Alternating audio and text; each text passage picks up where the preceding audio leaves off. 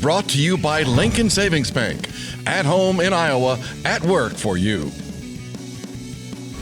The UNI Panthers get back to work inside the Unidome this Saturday, a 1 p.m. game against Youngstown State, ranked 19th in the country in FCS. Coach, a week ago, talked about what you wanted to get done in the bye week. You said it was a work week. What did you see in the work that was done by your team that week you didn't have a game? We got a lot done. We're going to find out if it was productive work. So we shored up some positions. I thought we found a couple guys maybe that weren't quite ready in the first 3 games to play that possibly will be able to help us as we go on into the season right now. But it was a personnel week as much as it was a detail week of the schematics and the coordination of things. No weeks off now for a while. 8 straight weeks of Missouri Valley Football Conference play, and the conference always the best in the FCS. What are you seeing in some of the film you've seen so far of the conference opponents?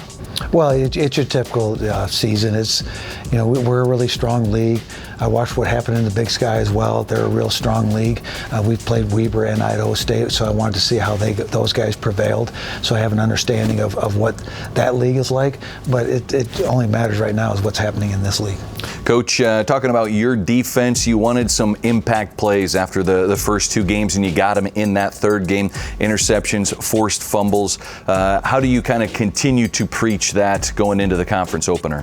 Well, that's where we gotta continue to understand what we're doing so we can play at that velocity that you need to play at to make those plays. I mean, there's one thing to have a playbook, it's another thing to play with the velocity you need to make the plays work. Talking about impact plays, we have a story coming up later, and Dale-Sean Staley, a young redshirt freshman. We've talked about a couple of young guys on defense that have started to rise to the occasion. Oh, I think that's probably what showed up the most in the first 3 weeks for me that maybe I couldn't see the forest of the trees was the youth on our defense. With we've got 3 redshirt freshmen that are probably leading our defense right now, with the exception of Christian Boyd. And that being said, that's where all your coverage is, that's where all your thought process is going into, and yet the speed of play is detrimental to that position if you don't play that fast. So I think that's what really showed up, that we really needed to go back and re-identify some things that we can do with that group and not just assume they can do some things. A couple of young guys too in that linebacker room. What do you need to see from them as you keep moving forward? It was the same thing. It was a linebacker room that's inexperienced, and that inexperience at times it wasn't why things didn't work out. It was just that we weren't where we needed to be at the time we needed to be there. So it's a lot of timing things and a lot of experience things that we had to make sure we went back and cleaned up those things. You do have experience, you do have depth, and upperclassmen at that defensive line position. With those young guys in that back 7, what do you need to see from the defensive line each Saturday?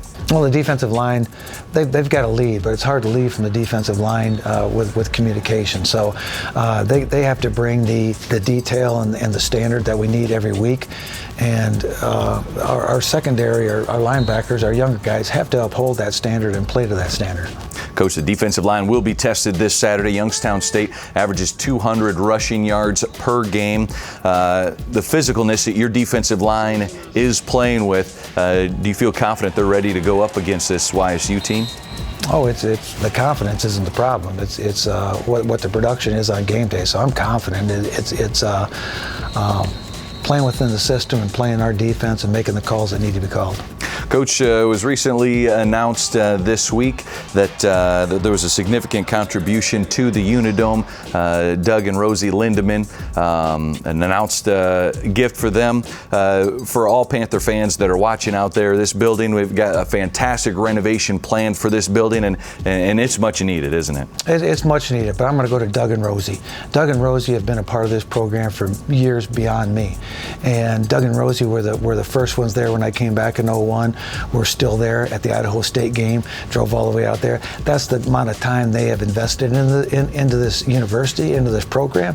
That's the kind of people they are, because they know it makes a difference to our community and to what it brings to the Cedar Valley and to the state of Iowa. But Doug and Rosie are ultimate Panthers. Leaders as well, and you can find out more information at unidomerenovation.com. We'll have more with Coach Farley right after this. The Strategic Play of the Week, brought to you by Strategic Imaging, your one-stop shop for print marketing, signage, apparel, and promotional items.